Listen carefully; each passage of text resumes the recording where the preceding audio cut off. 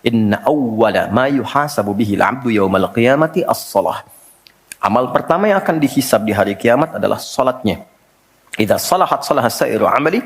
Kalau baik-baik semua amalnya, indikasinya dari salat.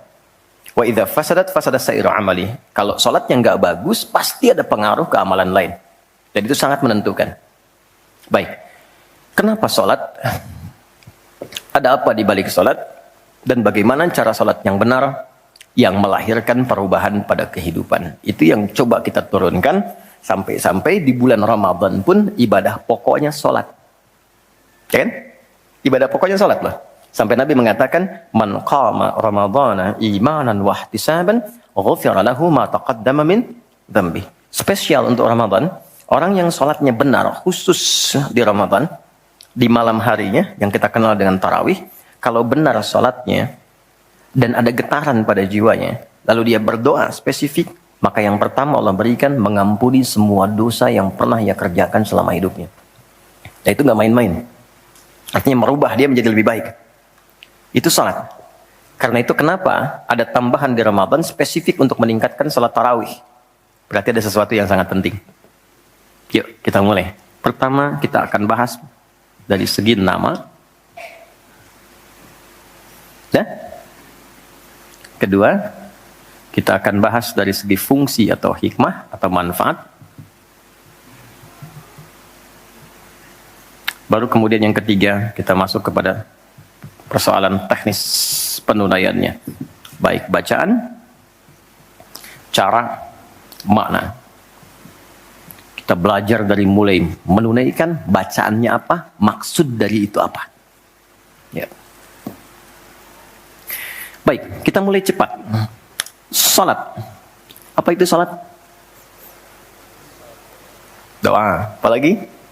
Kenapa doa disebut salat? Kenapa nggak disebut doa aja? Apa itu salat? Doa. Apa itu doa? Salat. Oke, yuk kita urutkan dari segi katanya dulu.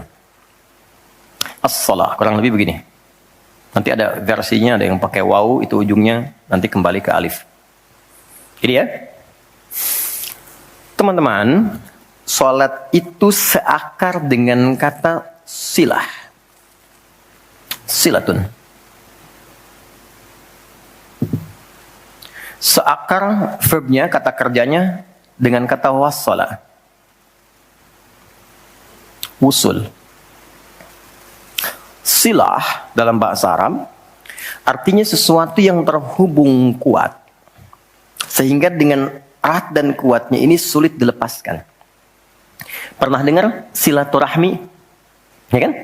Kenapa disebut dengan silaturahmi?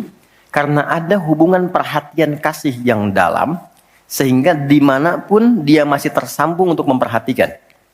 Jadi silaturahmi itu bukan begini, bukan Anda kumpul, menyapa di teman yang hadir. Itu bukan silaturahim. Anda menyapa orangnya ada, wajar, orangnya masih ada.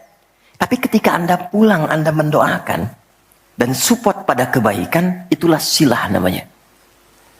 Nah, hubungan yang melatih kita supaya terus terhubung dengan Allah, sehingga tak terpisahkan pengawasan Allah kepada kita, perlindungan Allah kepada kita, pemberian Allah kepada kita di setiap waktu dan tempat dimanapun. Itu dinamakan dengan salat namanya. Karena itu, ciri keberhasilan orang yang salat, yang pertama kali dapatkan, adanya konektivitas dengan Allah. Sampai dia koneksinya ke Allah. Karena itu disebut wusul. Kenapa secara fikih dinamakan dengan doa? Karena saat berdoa kan terkoneksi dengan Allah. Ya kan? Nah, doa yang terkoneksi secara formal kepada Allah itu disebut dengan salat. Quran surah keempat, dalilnya An-Nisa ayat 103. Quran surah 4 ayat 103. Paling kanan agak sedikit ke atas tuh di mushaf standar. Fa idza qadaytumus salata. Maka jika Anda telah tuntas mengerjakan salat, fadhkurullaha, maka cirinya dia akan cepat terkoneksi kepada Allah. Itu pengertian hikmahnya. Kalau pengertian fikihnya, habis sholat cepat zikir. Zikir itu artinya terkoneksi, nyambung. Kenapa setelah sholat ada zikir lagi yang menyambungkan? Karena ada orang yang sejak saat sholat belum nyambung dengan Allah. Itulah sebabnya nanti kita akan belajar. Masih merasakan nggak? Pernah nggak begini? Sebelum sholat mau fokus nih, tapi begitu takbir Allahu Akbar, yang akbar di lisan Allah, tapi yang akbar di pikiran, project, ya, status belum diupdate, nyimpan sendal di mana, jemuran belum diangkat, ya kan? Ya pernah nggak suasana itu hadir? Nah kan, nanti kita akan belajar. Nah, kalau akumulasi semua ingatan itu mengganggu khusyuk kita sehingga kadar khusyuknya kecil dan belum terkoneksi dengan Allah setelah sholat, maka coba zikir sampai nyambung. Idealnya ketika sholat selesai itu punya konektivitas dengan Allah, nyambung, ingat Allah. Qiyaman, baru dia berdiri jalan sudah ingat Allah. Makanya kalau ada orang keluar dari masjid dan dia nyambung dengan Allah, itu mustahil tertukar sendal.